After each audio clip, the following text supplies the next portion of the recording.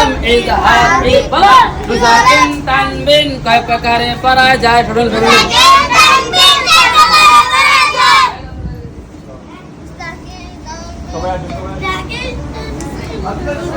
বসাবন মুসাকিন তানবিন কয় প্রকারে পড়া যায়